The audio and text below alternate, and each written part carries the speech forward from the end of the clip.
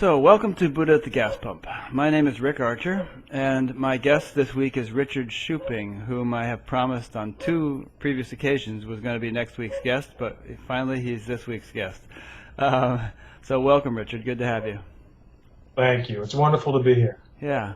And I found out about Richard because he was watching one or more of the shows we've been doing and got in touch with me and said, hey, would you like to interview me? And so I checked out his website a little bit, and it looks like he has a very interesting story, which I think you're all going to find fascinating.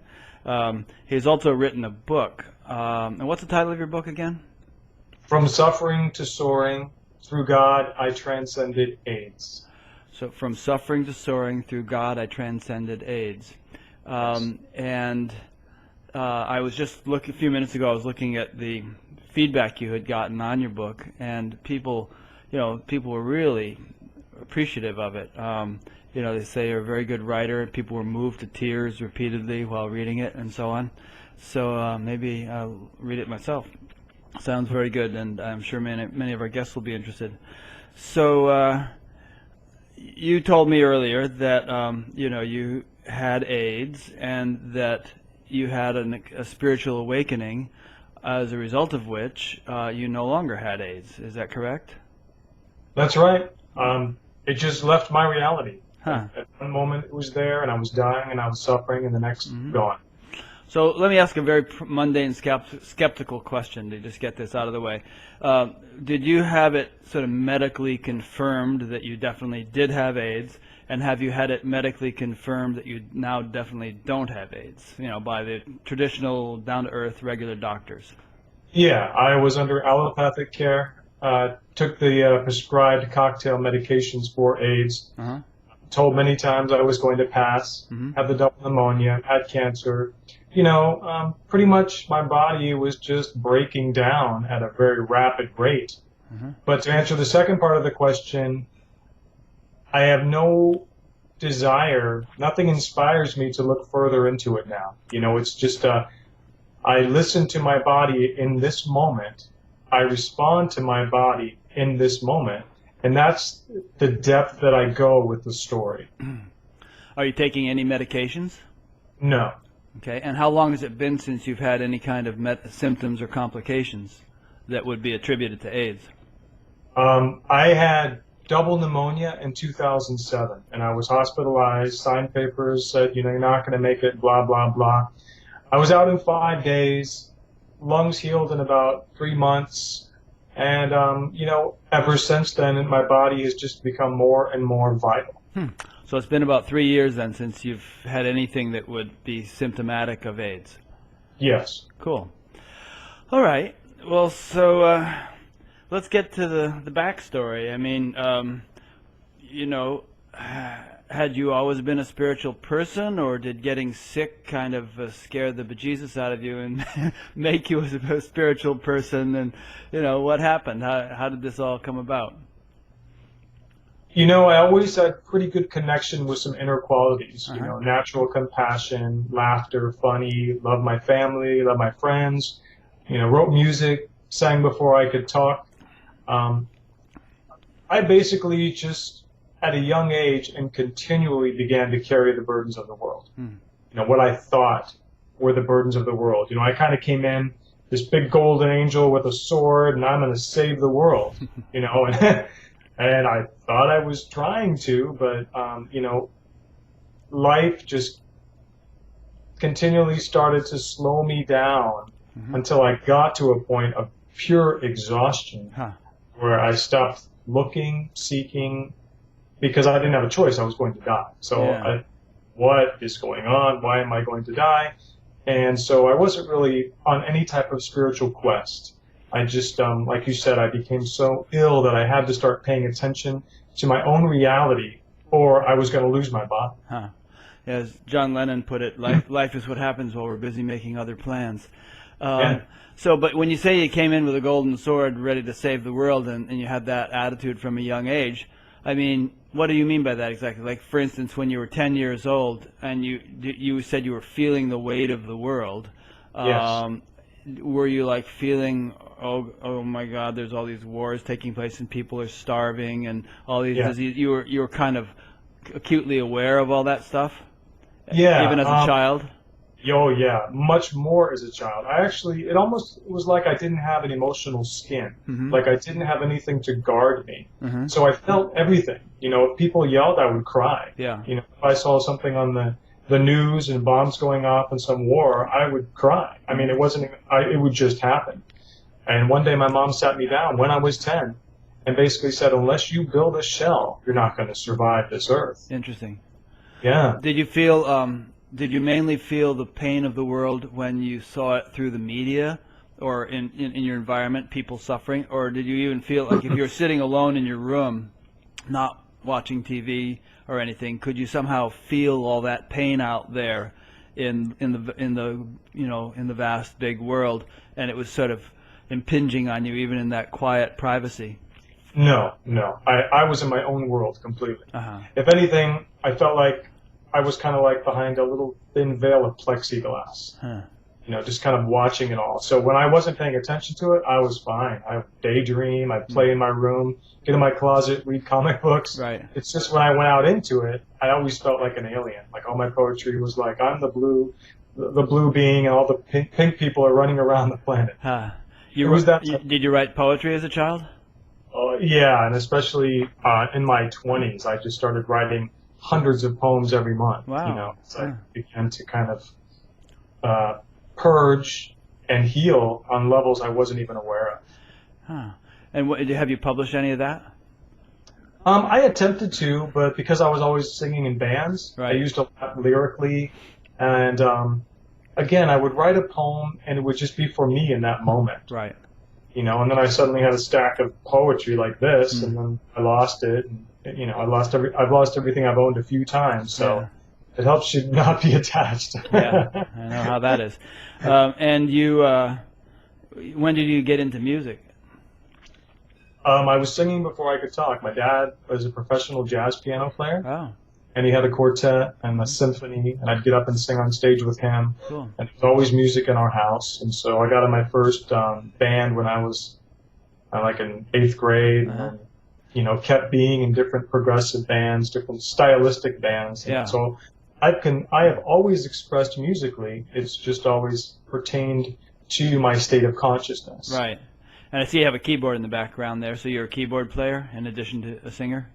Yeah, I would say I'm predominantly, a keyboard by technical means. Uh-huh.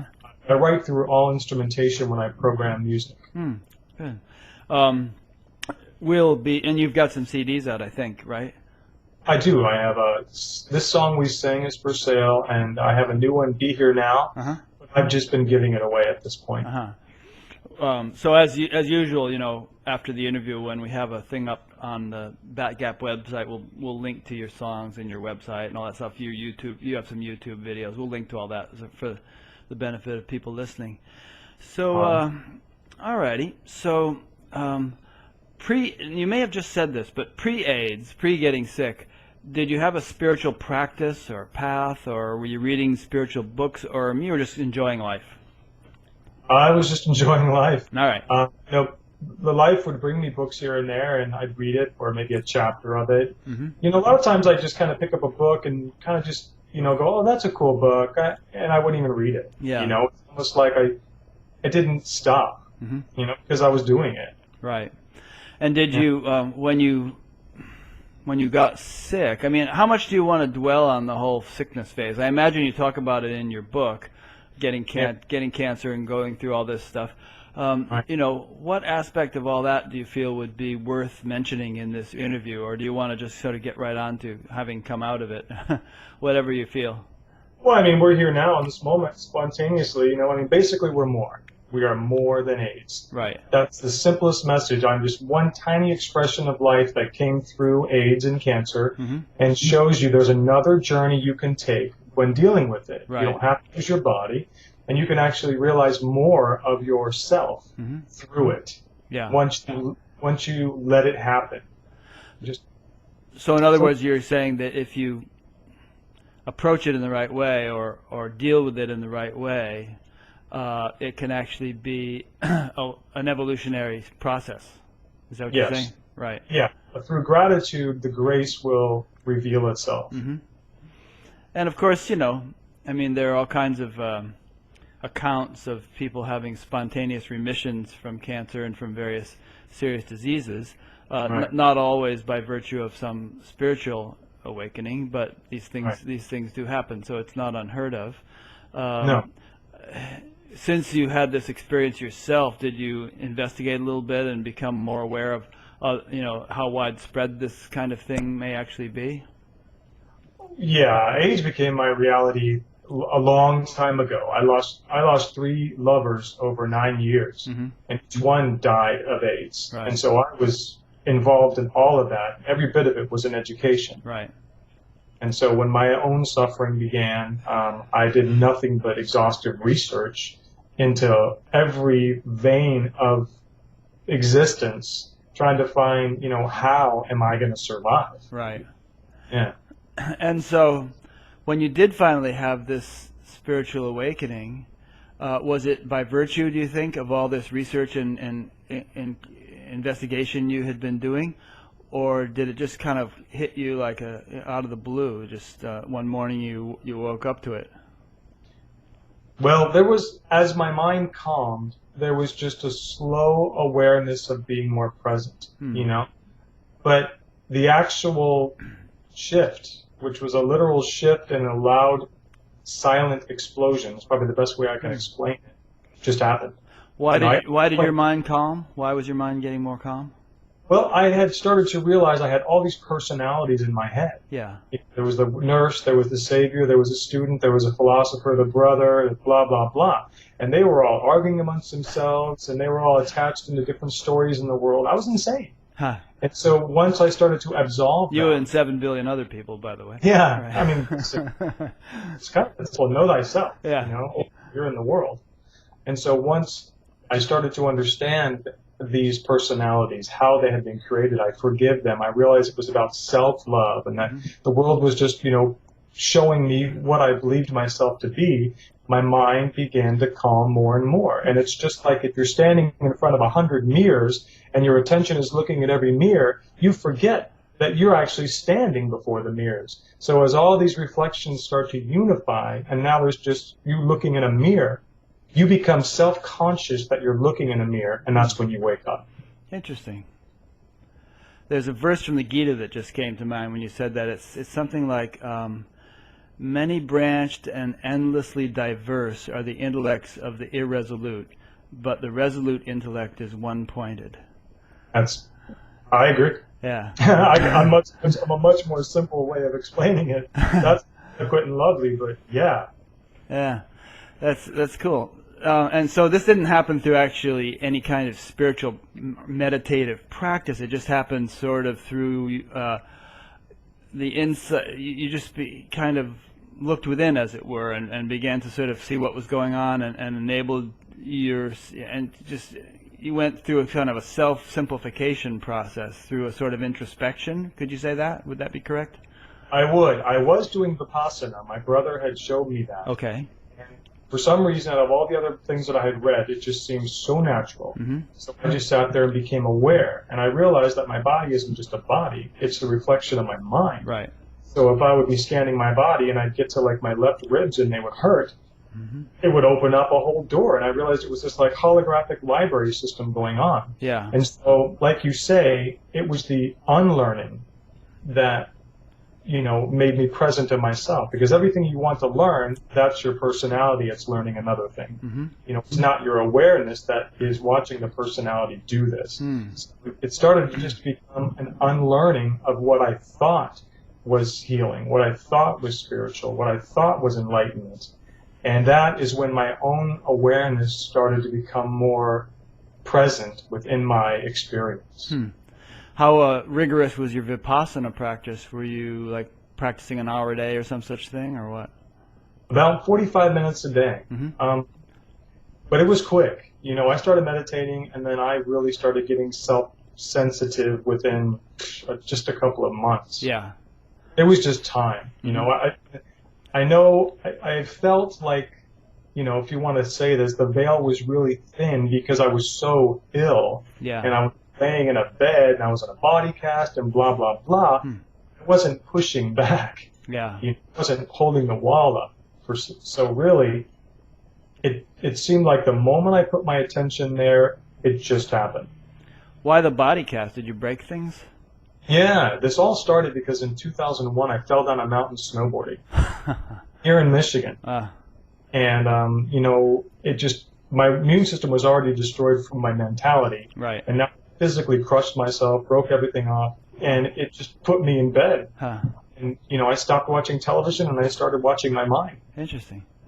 Yeah. I instructed a guy in meditation once who was in a body cast. I was teaching TM at a prep school. Soft body. Pardon? I was in a soft body cast. Oh, this guy was like in a heart. He was like the mummy.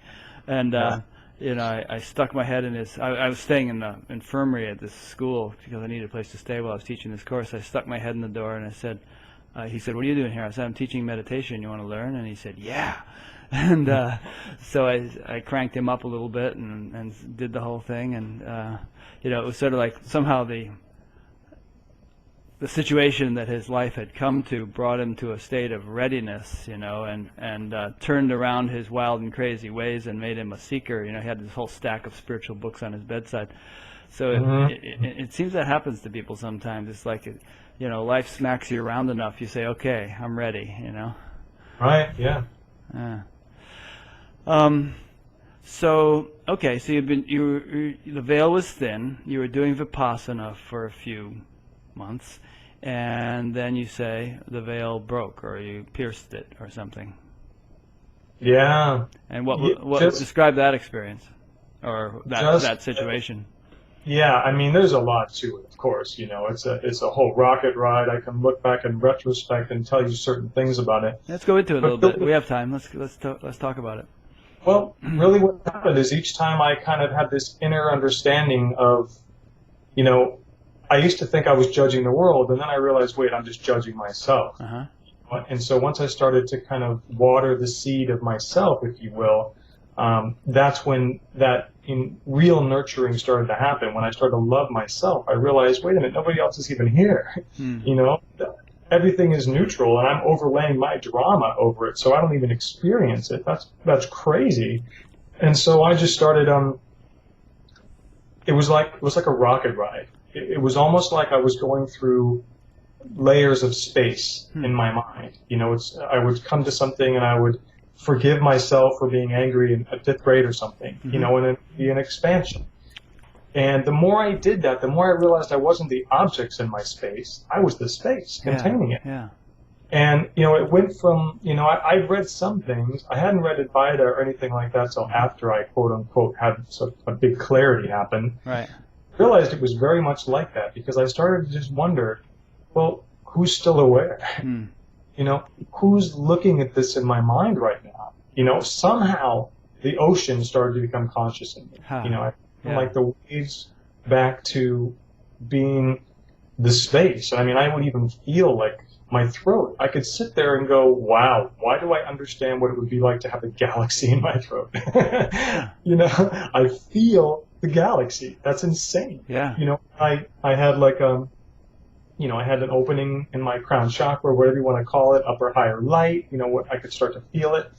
And the stories just started to go. It's amazing. The moment I was going to step into something, it was gone.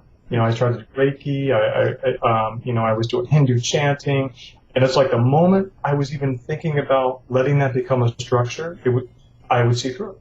I would realize that I was seeking again, and that's what happened. It just continually happened more and more. I expanded out more and more, and then I kind of went to this void, like there was nothing, and it was petrifying, and it was just like. I can't even explain it. It was just like there was nothing anymore at all. There wasn't. It was almost like there wasn't even awareness. And then I was sitting in my office here on the floor, and I wasn't even meditating. I was just kind of sitting in like this space, and it was really a discernible shift within. And I just started to laugh because I realized I had been looking for myself the whole time. Interesting. I'm gonna kind of rehash some of what you just said and have you elaborate on parts of it, because that's very fascinating. So first of all, you were saying that it always fascinates me when I meet people who just seem to be on this kind of fast track program of evolution, and they, they just have this. They'll have an insight, and it'll be a breakthrough, and they'll have another insight, and it'll be a breakthrough, and it's almost like their whole world kind of shifts every time they sort of have a little bit of a deeper insight. And I've had some other friends who are like that too, and I sometimes feel somewhat envious that my world is not quite so malleable as theirs seems to be. But anyway, that's fascinating. And then what you were saying was you would sort of begin to acquire an interest in a particular thing like Reiki or Hindu chanting, and you just have a taste of it, and you'd see that wasn't necessary because you had already kind of reached the fulfillment of what that could give you. Is that correct? Yeah. It's almost like, all right, I don't need to do Reiki because I can see where that could possibly lead me, and I'm already there. Let's try the next thing.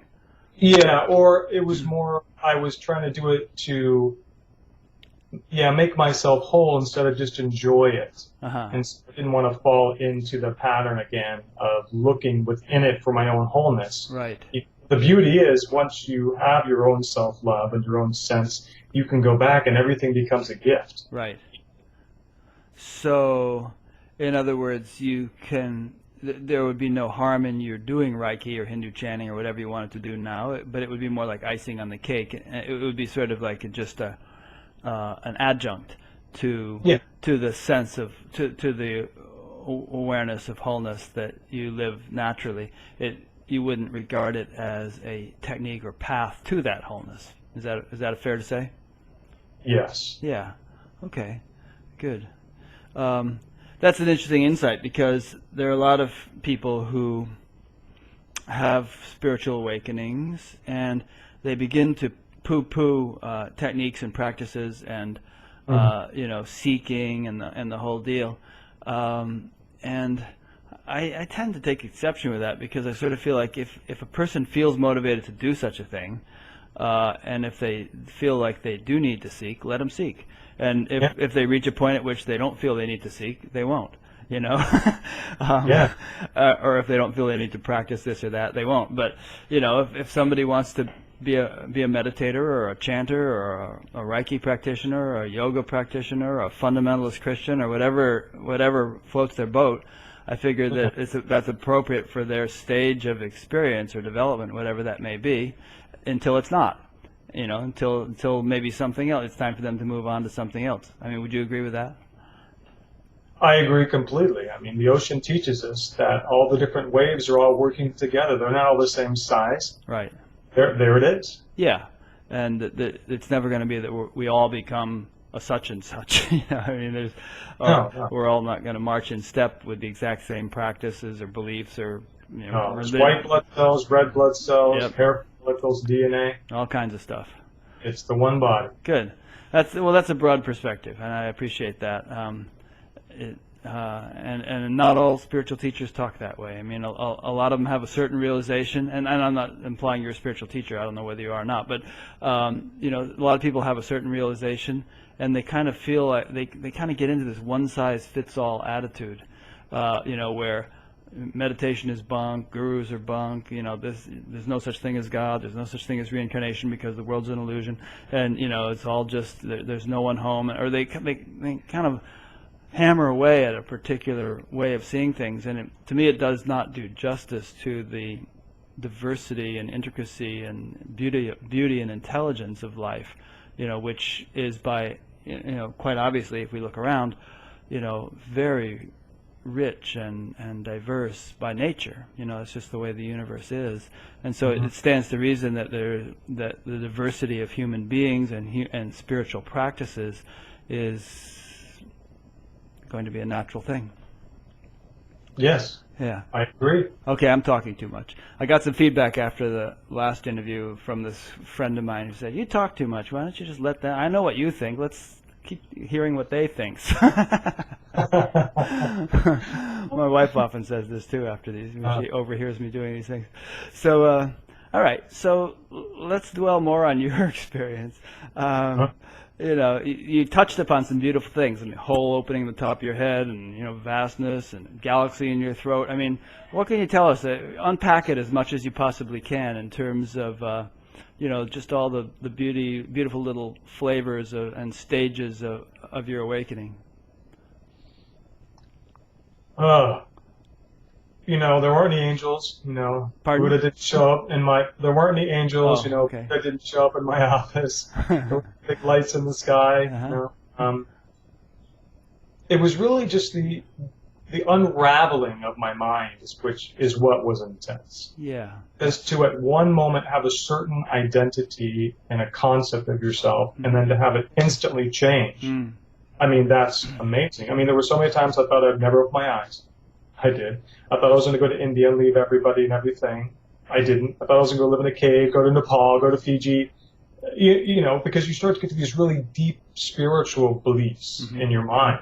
And once you start to get to those, you get frightened because you're like, well, if I'm not that, what's left? And that keeps happening more and more. And it's fast, too, because there's almost like a gravity that occurs. Even physics shows us this. Once you get over 50%, 100 wants to pull you up to the next one. We're not really growing. We're being called up in vibration, through light, which is how I kind of started to experience everything as light and presence, because it is. Yeah. And so that is what was so shocking. I used to think I had all these big hang-ups about being a gay man, huge hang-ups. So it's like, I can't be the next Christ being a gay man, blah, blah, blah. And once I forgave myself for that, and I got out of that story, I could see that I was love expressing now as a male human body. And so those are the things that happen. And then and as I kept going out more and more, I became lighter. I began to heal. And, like I said, I realized I had to own everything to arrive at the present, and then I could just throw it all away again. And that, because nobody ever stepped in my footsteps, and no matter how much you imagine, there's not something coming in and walking for you. Right. You made every step. So you've created your reality up until this point. But the problem is you disown it, and you wait for somebody to come and heal you, and then you die. It's like if you have library books, you check them out, and you have 3 books, and you give one to a friend, and you give 2 back to the library, you're going to be fined until that other book comes in. So it's pretty much that simple. And so once I got to the present moment, that is when I was more than the tangle of my mind.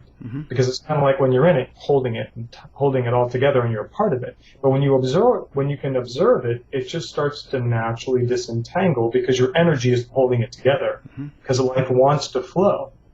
And so that's what basically began to happen. I would just observe it more and more neutrally, and when I wouldn't, knee-jerk into another attachment. If something came up in my consciousness, I would just observe it. And the more I did that, the more it would just not be anywhere as dramatic as it was before. Because, again, it wants to just flow, because I stopped holding on to things. And that, that's amazing. It's beyond words, because you realize that you wanted to know who you are for so long, that you just habitually were looking outside of yourself, and you were attaching to everything and every guru and who knows. But when you have that center in yourself, when you become aware of it, you don't want to do anything. You realize you are exactly where you are, and it's perfect, because that's what's occurred. So it's interesting. So you said that prior to your breakthrough, you went through a phase of fear. There was like this terror or something, and then you kind of broke through, and the terror dissipated. That's something I commonly hear. I mean, for instance, Swami Ji, whom I interviewed a couple of weeks ago, said the same thing happened to her. She was sitting on the banks of the Ganges in Rishikesh, and this abject terror overcame her, but then that dissipated, and she broke through and had her awakening.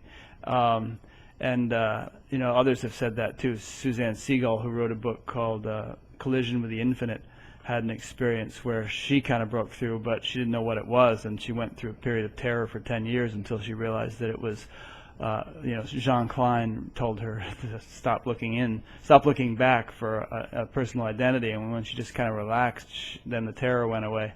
And there's a verse in the Upanishad which says, "Certainly all fear is born of duality," and it almost seems like when we're on the verge of transitioning from duality to unity, there's this kind of, it's like breaking the sound barrier. There's this sort of thing we break through, where we break through that fear that is so fundamental to dualistic existence, and then we're through, and it's gone. Yeah, and it's gone. It's kind of like you're hanging over a cliff, but your feet are just 2 inches from the ground below you. And you don't know, and you have to let go. Right. And then you end on the ground. Yeah. Interesting. Another thing I kind of gathered from what you said is that once maybe this happened before the breakthrough, but it sort of also sounded like it happened after. Maybe it's both. But once the breakthrough had happened, then things started to kind of resolve and unravel much more quickly even. Is that correct? I mean, it's almost like the processing power got amped up considerably. You went from a what do they call these things? Pentium 1 to a Pentium 4. Yeah. and you could sort of process and deal with and resolve stuff at even a faster pace. Was that your experience? Yeah, because, for like a simple analogy, when you have a laser beam and you spread it out too thin, it has no power. Right.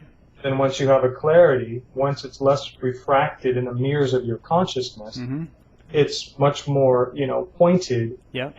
And like you said, it's just powerful. And now you can burn right through things effortlessly. It doesn't take all the analyzing anymore. And not that there was a lot of analyzing, but there is in the beginning, because you even have to just find out I'm in a forest. Before that, you're just lost. Yeah. Then afterwards, it's like if something comes up and this awareness just goes, and it's gone. It could have been a 10,000-year story. Who knows? It could have been this amazing path. But awareness recognizes its own wholeness, so it doesn't even understand that that's a path. Yeah. It's like that verse in the Gita again, the resolute intellect is one-pointed. Yeah. It's not diverse. No, and then what's interesting, it can't be, because there aren't any, there is only one point. Right. Interesting. My wife is watching something in the other room and laughing, if maybe you can hear that. But, how did your life kind of reorient itself after this awakening? I mean, for one thing, obviously, you seem to get out of the AIDS dilemma. That must have been a big reorientation. I mean, do you feel like you kind of came through this kind of vortex, and on the other side of it, a whole new life opened up with new possibilities? You put your disease behind you, and I mean, what impact did it have on your writing, on your music, on all that stuff? Yeah, everything. I mean, at every moment we're expressing what we realize ourselves to be. So I went from when I was ill, I wrote about 5 or 6 albums, and it was really all my pain, my frustration, worshiping my heroes. And then once I had the new album come to me after having this kind of clarity and this absolution of my personalities, my music became much more universal. It became this song we sing instead of I sing this song. Right. Huh. Yeah. Nice. Do you have a listenership? I mean, do you play in a band, and did people, did you still fit into that band, or did you need to sort of like, get with a new bunch of guys or something? Well, this disease and this experience naturally put me into a cocoon. Yeah. And so what happened is I kind of popped out of it, and there was an instant resonance everywhere, other than, all these India and all these crazy books and, I am that I am. Everything started just popping up in my because it's, it's resonance, right. If you will, a very simplified way. It's resonant. And so, but locally, I didn't have musicians, I still don't really either. And I just kind of sing when I'm spontaneously asked to sing. So, right. Yeah. But I mean, it was a huge shift, because really after clarity, again, it's almost like you wake up. You're really believing your personality. Then you kind of wake up into a spiritual personality, And then you observe everything again, and you detach from that, because again, you can get lost in that story forever. You can be the savior of the world, the dream savior, the super God. Right.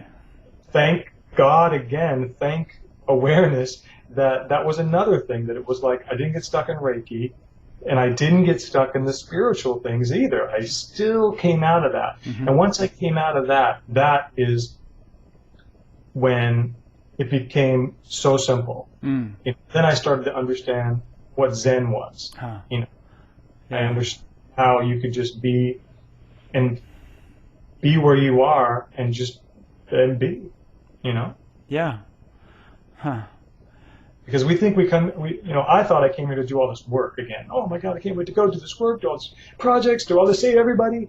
But I realized, no, I came here to wake up. You came here to what? Wake up. Wake up, right. Now, but, having woken up, do you feel a sense of kind of mission, or obviously you're out there. You have a website, you've written a book. Those are ways of reaching out to people and teaching people in a way. Not like you're not hitting the lecture circuit, but you're I guess the one you're sending a message out through your music, and so you're not like sitting in a cave by any means. No, I don't. But I would say the one major difference is that there aren't expectations. Uh-huh. I can make an album, give it away, and I'm done with it. Right. And then I can walk outside, or I can go kayaking, or I can paint a picture. Right. Before, it was like these had to bring me something to make me joyful. I see. Now it's just joy expressing itself in the moment, and that's when you're free. Yeah. So you would have had previously. You might have had a sort of an ambition. Okay, I've done this CD, and I've got to sell X number of copies, and then we're going to go on tour, and I'm going to make this much money, and so on and so forth. Now you're just doing it for the sheer joy of it, or just because you're spontaneously motivated to create, and, right. And then what come what may after that. Yeah, exactly. It's going to come through me anyways, because I'm not doing any of this. It's just when I stop and think about it, I think I am. Yeah. It's happening. Do you manage to support yourself financially with your music and your writing and stuff? What do you do about that, if I may ask? Well, it's provided through me, for me now, through my lover, uh-huh. which is a part of life that I'm resonating with and traveling with. Enjoy. Okay. That's another amazing thing, is that, I had read all the, and I was familiar. I didn't sit around and read spiritual books all the time, but I was familiar, and I understood. And so like I said, when I started to really wake up, it's like that spiritual beliefs came in. You can't have a family, you got to be alone, blah, blah, blah, but you can get through that. You can have any experience you want, your awareness. And so it was amazing, because I used to judge my lover. Right. Because he wasn't being spiritual like me, wasn't doing yoga. We weren't in India. And then when I started to have my own clarity and get over my attachments to all that, mm-hmm. this lover began to shine brighter than my eyes could see. And that's when you realize that through the veil, everything is distorted. You're never going to see the garden through 10 things of broken glass. But the minute you get rid of them, there it is. Yeah. Yeah. And so that's what's happening now, is we have this relationship to where he's providing at this point, because I used to. Right. And we're happy with it. Good. If we stop and think about it, and we measure it, and we say you should or I should, we're gonna suffer and go in some deep drama. Yeah. But we don't seem to have that ability right now. We're just love being loved. How long have you been together? 15 years next month. Wow, that's a long time. We have gone through it all. Yeah. Yeah. Yeah, not all spiritual teachers say you have to go to India and sit in a cave and give up. No, I just believed I had. Yeah. And some of them do say that, obviously, but some of them don't, so. Yeah. Yeah. Right. Huh. There's all different expressions of divinity, So you may have said this, but what year was it that you had this spiritual awakening? 3 years ago. Or no? I would say it began the end of 2004. Okay, so about 6 years, and then the AIDS kind of lingered for a while, but then you kind of came out of it, and yeah, I understood the pneumonia as being an incredible purge. Right. And it utilized my lungs, mm-hmm. And that was it. Yeah. That's just as I went into it. Huh. I was laughing, I didn't care. It's just a body. Yeah, right. Bodies, can't live with them, can't live without them. do you still, and what seems to be happening now? Are you just sort of resting in the wholeness and life just kind of floats along from day to day, or do you feel like I mean, previously at least, the way you described it, there seemed to be this rocket ship ride of breakthroughs and realizations and awakenings and so on. Has that all kind of simmered down, or do you still feel like there's a sense of progress going on, perhaps a more peaceful one? Well, no, the rocket ship ended. I mean, that seemed to be a very intense, maybe it was, I don't think about it. Mm-hmm. To be honest, I just get up, I go to my day job. I work at a library part-time. Uh-huh. Everything, I'm so grateful I can be there with everybody and, help them and see them beyond who they think they are. And, just kind of walk through the world and just observe it. It's amazing. Yeah. When you do interact with people, let's say in the library, I can relate to the point you're making about seeing people as being more than they think they are. In fact, the first time I ever took LSD back in 1967, around the time you were busy getting born, that morning we were up all night, and then in the morning we went into a donut shop, and I looked at the women serving the donuts, and I just kind of was amazed at what I saw in terms of, how much more they were than they appeared to think they were. Yeah. And it was just this like realization that happened. Now ordinarily I don't walk around seeing that all the time now, but maybe you do. I mean, you're in a library and you're dealing with people coming up to the counter, and what do you see when you deal with so-called ordinary people? I just see one happening, and I mean, if you talk about the physical eyes, there are some things that open up. You do see more presence and things like that. But then that's just the personality that's seeing that. Uh-huh. Awareness is, the beauty is that when your personalities in your mind aren't trying to have all these communications and arguments with everything that comes up to them, mm-hmm. then it's just an open, clear communication in the present moment. Mm. And that is how I experience people. If people walk up to me, it's not like there's any separation. It's more of there's a gradient. It's like you can experience them in their drama, and then you can experience them more than that. Mm-hmm. So, but as if the person having the drama is like the tip of the iceberg, and then there's a much deeper thing. Yeah, exactly. And that's a relative way to look at it. But I mean, that is, it is kind of that holistic perspective for me. It's like I can understand immediately kind of what their drama is. I'm never going to say I understand their heart. I can only understand what they're conveying to me and the feelings I get. But because I don't get stuck in that, I don't react, I get a lot deep. We both get a lot deeper into each other. And then that's when you would say healing occurs, resonance occurs, So earlier in our talk, you said that when you were a child, you didn't really have any kind of shell or filter, and you were just experiencing everything raw. And your mother told you that you better build a shell, or that you're not going to make it in this world. Do you sort of feel like you've come full circle now, and as a result of this awakening, regain the ability to function without a shell? You're open, but at the same time, you are not vulnerable as you once were? Yeah, because there's nothing to be wounded by. The only time I think I'm going to be wounded is when I believe I'm real.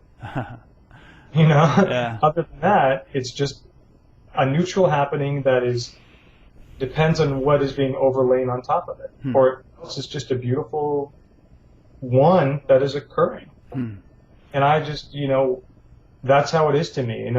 When you talked about fear, I was immobilized by fear, because everything was, I was constantly going to be told I was going to die. My lovers and my best friends were all dying. Everybody was dying. I was worried about chemical trails. I was worried about everything. Oh my gosh, it was incredible how fear was my existence. You mean chemical trails in the sky? Those jet? Yeah, those jet, everything. Yeah, everything was justifying my fear. Right. My spirituality was justifying my fear, because it wasn't heaven. It wasn't heaven yet. We need to make it heaven. But then one day I realized, well, if I don't like the wallpaper here, am I going to like it in heaven? I'm never going to like it. I'm always going to find something wrong. Yeah. And that is when, that was through the rocket ride. And then at one moment, peace isn't created, you realize it. Right. You can't create, you can't create it, you can only become it. You can only realize you've always been it. Right. And that's the peace. I just realized one day if we all stopped arguing about our beliefs, peace would exist, peace would be. Yeah. That's it. We're burning out these candles. We're burning out these flames and spraying gasoline on each other and blowtorches and lighting new candles. But until, people stop doing that, they're not going to realize it. But then again, who cares? Yeah. And on the other hand, it is easier said than done. I mean, you can't necessarily just walk into the Middle East and tell the Arabs and Israelis to just stop arguing or stop. They're doing what they're doing. It's what's happening. But but on the other hand, some people like to believe, and there seems to be some evidence of the idea that if the sort of ambient level of consciousness in the world rises enough, then these conflicts, which seem to be intractable on their own level, will somehow miraculously begin to dissolve, just like the Berlin Wall fell and the Soviet Union broke up. No one could have foreseen those things, but they just sort of happened when enough of a shift in consciousness had taken place. Yeah, when the one awakens, it's done. Because there's always going to be something perceived by the mind personality that is wrong. But if you let the ocean be, I mean, imagine if you went and you said, "Oh, this wave shouldn't hit this one. Oh, that's horrible. This wave shouldn't come here." Right. Yeah. You couldn't even walk out of your backyard if you're worried about the lengths of grass. It's like that drives you crazy. Yeah. Am I stepping on little bugs or whatever? Yeah, the multiplicity teaches you to let it be, and then that's what kills the complexity, and that's what petrifies the ego, because it needs stories and complexities to exist. Yeah. Yeah. In fact, that's, I think, what very often motivates people's conflicts with one another, is it reinforces the ego. If I'm at war with you, then I'm intact, and if I'm not, then whoa, what's happening to me here? I seem to be I seem to be dissipating or dissolving, like the wicked witch of the West. Yeah, when your center is external, you have to utilize the external as your food. That's a brilliant phrase. When your center is external, you have to use the external as your food. Yeah. Interesting. Well put. What was I going to say? Anyway, say something. I lost that thought that I was going to ask you. I don't know. It can be so simple, and we don't need to be afraid of simplicity, because that's our nature. Right. Really, we think we know what our nature is, but only those thoughts are just reflections of our true nature. It seems to be easier for some people to realize this than others, and I used to be rather skeptical that this kind of talk would be of practical value to anyone, because I sort of felt like the average person really needs some kind of concrete, definite technique, practice, something or other. But look at it these days. I mean, the success of people like Eckhart Tolle, who basically just sits there on the stage and talks for a couple of hours and puts everybody into a state of simple awareness. I think I don't know whether people have always had this capacity or whether it's becoming more commonplace, but someone like him wouldn't be as popular as he is if he didn't have an effect on people. And it seems that millions of people are amenable to being affected now in this way. I agree, and he wouldn't have an audience unless he was here. He wouldn't be here unless there was an audience for him. I mean, that's how it's working, because he's not a piece. He's just a part of the flower. Right. As you said, everything grows. Nothing in nature is stagnant. So anything within the external is going to grow, and this includes groups of consciousness, groups of human cells, whatever, human beings, this planet, to keep it simple. So, I mean, wisdom is on the internet now. Yeah, it is. It's not like 2,000 years ago when you had to be in a small group that was isolated and deep in mystery schools. Right. So now wisdom is here, and you're right, it is awakening at an exponential rate, because that's what it is. It's available. It can find itself so much quicker and through so much less dogma and less veils, because apparently that's what's happening. Yeah, it's a very interesting concept. It's almost as if the internet is like the world's nervous system or something, and it's enabling communication to take place that, we couldn't imagine us, I mean, a couple hundred years ago, it would have taken days to get from Iowa to Detroit, and having gotten there, it'd be just you and I having a conversation. Nobody else be aware of it. And as it is now, we'll have this conversation, and people all over the world. I mean, I look at my Google Analytics, and there are people in Russia and Portugal and Japan and Australia, all over the place listening to these things. Yeah, I agree. I mean, I have Facebook friends that we resonate at a very, very high level of understanding. At that undeniable experiential presence. It's happening. That's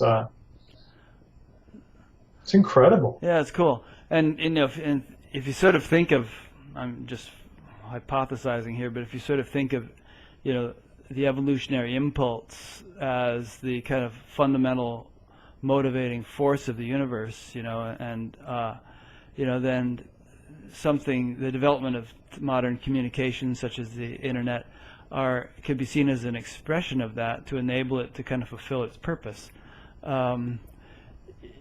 It's like it needed to grow that sort of appendage, that sort of capability, in order to sort of bring about the kind of transformation that many people feel the world is undergoing.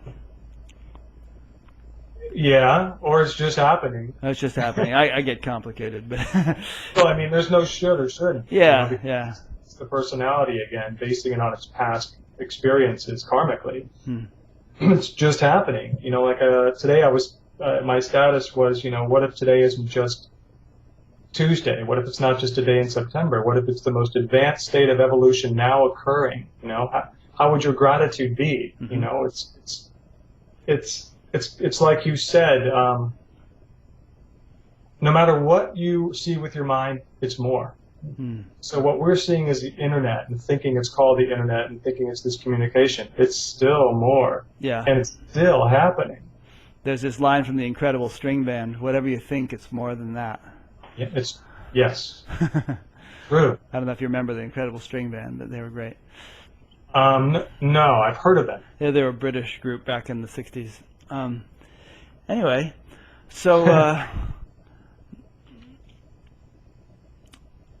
what haven't we covered? I mean, you have a very simple story, and it's beautiful. And I sort of feel like, on the one hand, I could probe you to elaborate on this experience you had and that experience you've had. But on the other hand, it's sort of like you're conveying in a very simple way, or a very beautiful way, the simplicity of your life and of your experience.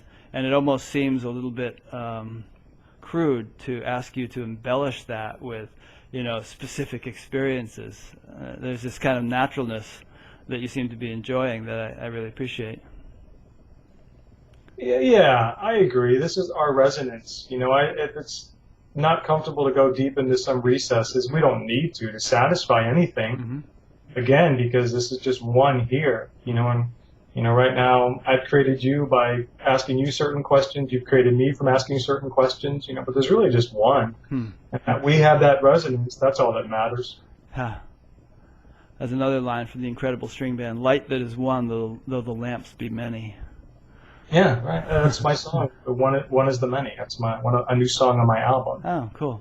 The seed, to the tree, to the branch, to the sky, to the rain, to the skin, to the hand, to the shovel, back to the grave, and back to the seed. The one is the many is the one. Do you acknowledge the existence of levels of awareness, or do you feel like that's just sort of a concept, that there really is only one awareness, and it's only for convenience sake that we might think of it as having levels? Yeah, I don't even think about levels. It doesn't make sense to me anymore. Duality, all those things, just, to me, it's one flowing experience. Everything else is like it's all truth. It's happening, but everything else is kind of the branches we talked about before, and they're great, and you can go off in them, but what's happening right now in this exact moment, that's what's happening. Mm-hmm. And if I want to imagine all these levels and all these dimensions, it's the act of imagining it that creates them. Huh. Else, I'm here. Yeah. Although, I mean, it's an interesting thing. Let's probe that for just a second. I mean, right now, for instance, there are radio waves going through our bodies. And people maybe in the next house over are listening to the radio by virtue of those radio waves that are going through our bodies. Now, we're not aware of them, and their existence does not depend upon our being aware of them. So it's not like we have created them by our awareness, but I guess what I'm getting at is there may be all sorts of realities which we're not aware of, which exist without depending upon our being aware of them. Right. Let's say there are angels. Let's say that angels inhabit the world on a subtle level that most people can't see.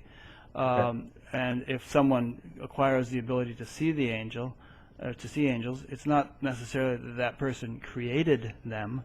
It's just that they kind of tuned into them. I mean, when microscopes were first developed and we started looking at the microscopic world and seeing all these little parameciums and things like that, they didn't suddenly come into existence because we had a microscope. They'd been there all along. We just became aware of them for the first time. Yeah, that's what I mean. Where you look, you'll find.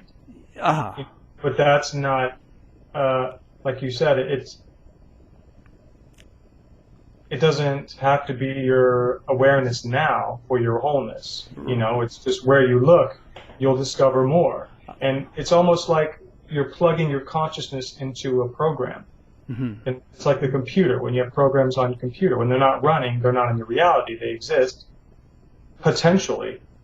And then when you plug into them and it becomes a part of your reality, then that's your experience. And so that is where that's how I experience things. If angels suddenly showed up, because with clarity you do see more. There's a lot more occurring, but you can't go and tell the ego to look for these things because that's just another attachment. Right. Because, again, that's just food for the ego. If you're meant to experience them, then you will experience them. Exactly. Right. And so that's your reality, but this is where if you start looking for things, your actual looking is going to affect how you experience it. Now, if it's just your nature and you're walking down the street and an angel pops up next to you, that's nature occurring, and you talk and experience, and then whatever else happens. But if it doesn't happen, you don't want to suffer because of that. Right. So in other words, you're content and complete the way you are, and whatever happens, angels might start appearing tomorrow, and that'll be fine. You'll still be content and complete. But if they don't, you'll be no worse off for. Because we're awareness. Yeah. Angel would be a form of light, which is a form. Sure. There's a friend of mine who likes to use the phrase that we're all sense organs. That we're all sense organs of the internet of the infinite, sense organs of the infinite. And if you think of it that way, think of the whole universe. I mean, I start my day by looking at the latest NASA picture of the day, which is usually like a bunch of galaxies or something like that, and think of, consider the vastness of the universe. And here we are, we're in our true sense, we're vaster than that. But in terms of our being a human being with eyes and a nose and ears and so on, we're just kind of like a little tiny perceptual pinpoint who can kind of poke around at this, that, and the other thing and explore.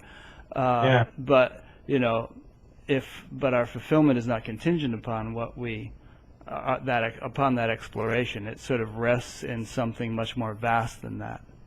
Yes. Yeah. There's so many ways that the mind tries to figure it out and look at it, and so many conceptual ideas, and I went through so many of those, and I get attached to one for a little while, but then again, awareness would just burn it away because something would start to move a little bit out into the center of that concept, and and then it's like your natural awareness and presence just brings you right back. It's almost like you were trying to find yourself a little cozy cubbyhole you could hide in, with this concept or that concept, but awareness kept saying, nope, I don't fit into that. Yeah, exactly. Yeah. truly. And because it's fun, we can have fun and think about these things, and this is a gift, man. This is Eden, truly. Once you get out of the way, once you stop judging everything, you realize how amazing it is. Then you just want to go kayak. You just want to enjoy and be for people. So we don't want to get into such a scholastic mode. Yeah. We just want to let it unfold. And I mean, for me, from my experience as the one of the many, as you said, it's very simple. It's just what has happened. It's multidimensional. Mm-hmm. The center is in the center of everybody. And so it's the same awareness. When we're still and we don't think right now together, we're gone. It's only awareness. It's just as this light shines through the certain signature of your mind, it creates this experience. And then that's all that's happening, and we're just reflecting everywhere. Again, that's the mind trying to figure it out. And that's fun. That's well put. No, you've described it nicely. I watched a documentary about the Buddha a couple of months ago, and he obviously was a very ardent seeker, and was just determined to reach enlightenment and get off the wheel of samskara. No more births and deaths and the whole thing. And but then towards the end of his life, when he was nearing his death, there was a poignancy. There was a sort of a feeling that he'd really like to stick around a whole lot longer because life was so much fun. It was so enjoyable, enjoyable to him. Yeah. And I sort of feel like I've gone through a transition like that myself. There were in my earlier days, I used to sort of feel like, oh man, life really is difficult, and it would be so nice to just be liberated and not have to live it anymore. And now I feel like, hey, if God wants me to just live life after life after life, that's cool, because it's really so fascinating. Yeah. I'm the same way. I don't really have any agenda. When you can just let it be. I mean, it's amazing, because then you don't even have to make really decisions like you thought you used to have. You just have to let it flow. Yeah. It's incredible. Things kind of get decided for you. Right. Mm-hmm. Yeah, there was this phrase that Maharishi Mahesh Yogi always used to use. It was, take it easy, take it as it comes. Yeah, and again, that's what the mind hates, those simple things, those... I remember I had read The Art of Zen and the Art of Motorcycle Maintenance. Oh, yeah, great book. I was really young, probably 8th grade or something. Yeah, I love that one. They were talking about. You go back and look at it after you've had clarity, and you're like, oh, and it's the same with I am that or something. It's like before you look at that book and it's cryptic, and then I remember I opened up that one Talks with Maharishi, and after I had a clarity, and I was just like, this is it. Yeah, so that's what he's talking about. But I never could have understood it before I had the eyes to see. Yeah. Yeah, that's a common phrase too. I mean, Jesus always used to say that those who have the eyes to see or the ears to hear, let them hear or let them see. Yeah, it's true, because senses are realization. I don't have to think to make myself be able to see something. That's being taken care of. I don't have to think to hear. That's being care of. So instead of going into your mind stories, when you really listen, you really feel, you really hear, that is the experience. Your direct experience. It's like the tree is out there, and it's an experience. And in the moment I overlay my belief on a tree, or I put my memories on the tree's gone. But if I just go up and hug a tree, smell a tree, look closely at a tree, drink in the tree, that's realization. Yeah. There's something Nisargadatta once said, which was that he said, we all digest automatically, we breathe automatically, our heart beats automatically. He said, for me, my behavior is just as automatic as those things. My speech, my thinking, my behavior. You feel like you're doing things and making these decisions. For me, it's as automatic as digestion. Yeah, right. Because you don't have to think about it. You're in the body of the one, interacting in the one. Of course, I'm not perfect, so I can't say everything is like that. But I mean, there's definitely, when your center goes back into yourself, there's a lot more coming from you than your interpretations of the external. Right. Yeah, I was going to ask you, do you find that occasionally this smoothness, this realization gets perturbed by anything, and kind of the boat rocks a little bit, and then it has to kind of steady out again? Waves come and waves go. Mm-hmm. And it depends on how much I cling to them that creates my experience. Seeing as you need a sense of duality to forget, mm-hmm. and there isn't duality in the center of your being, mm-hmm. I don't think it's possible to forget. Mm-hmm. But I believe you could probably maybe become impassioned by a wave. But personally for me, I do experience waves. Mm-hmm. And they tend, they are few and far between at this moment. Right. But when they come through, again, I just remind myself that it's a wave. So you never went through an I got it, I lost it kind of a phase. It just, once that realization had happened, you were good. Yeah, that was it. Yeah. Once I shifted, because it's if you draw a circle on the ground and you put a point in the middle, every line going out is going to be equidistant. Mm-hmm. And that's your perspective. If you put the circle off a little bit, every line is different. Right. And that's perspective. So if you shift to that center, every line is now equidistant. Mm-hmm. That's a good metaphor. Good. Yeah. Alrighty. Well, is there anything that we haven't covered that you feel you'd like to cover that haven't thought to ask? Well, you see, no, no, I don't. To be honest, I don't think about this very much. It's just it's kind of like the burner was turned off theoretically, the kettle's still whistling, but mm-hmm. It seems to be a natural calming, and less just a quieting. It's just, again, it's like all You those, mean even greater quieting seems to be taking place? More and more quieting, or just... Yeah. Huh. Yeah, a simplicity, I would say. So simplicity and perhaps silence are getting kind of more... Yeah, because you need the stories to create personality. Yeah. Create conversations. Mm-hmm. Else there's stillness. Well, that's kind of what I was getting at before in terms of, do you sense a kind of a progress taking place?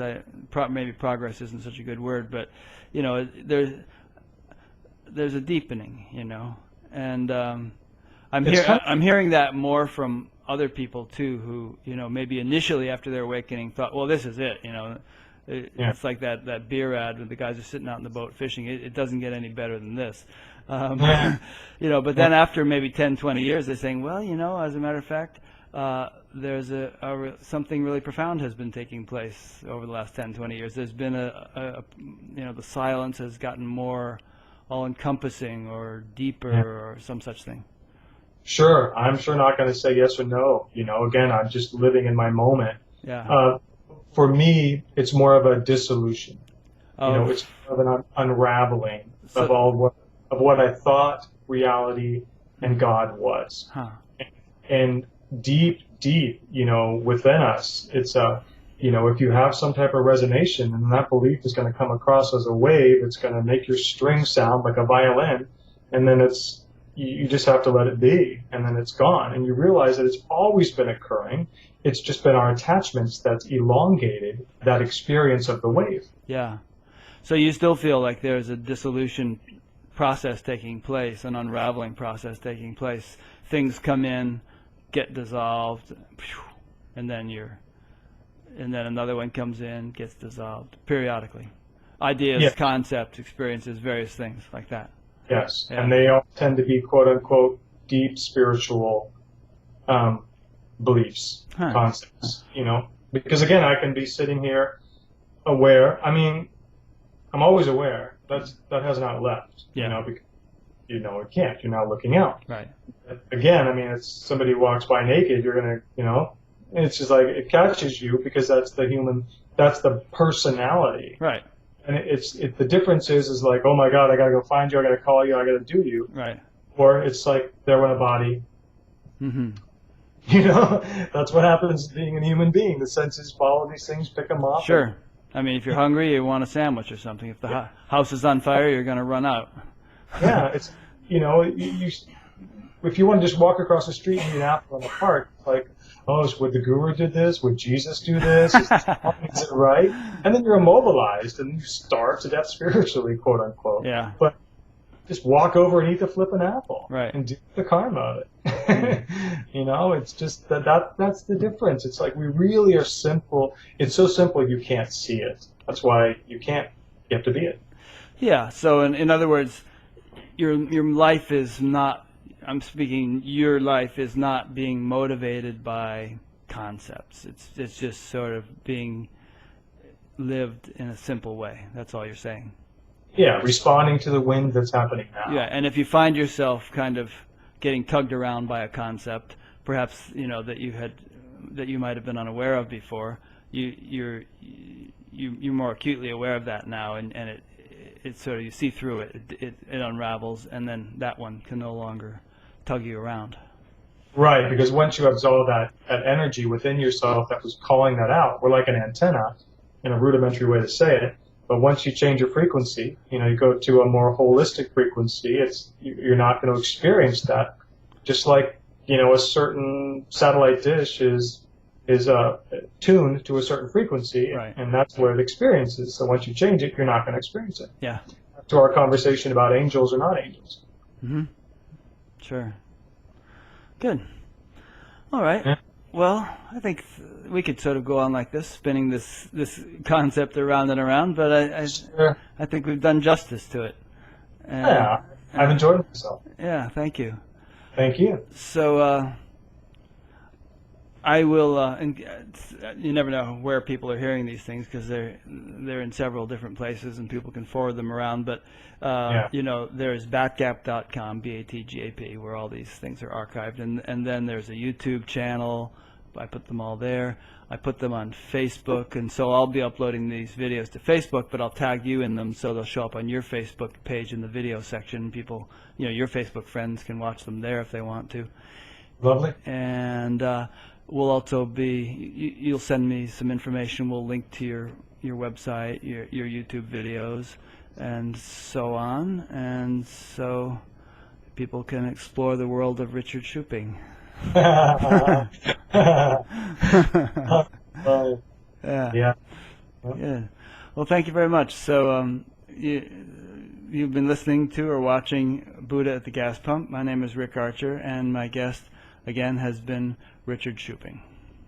Thank you. You're welcome.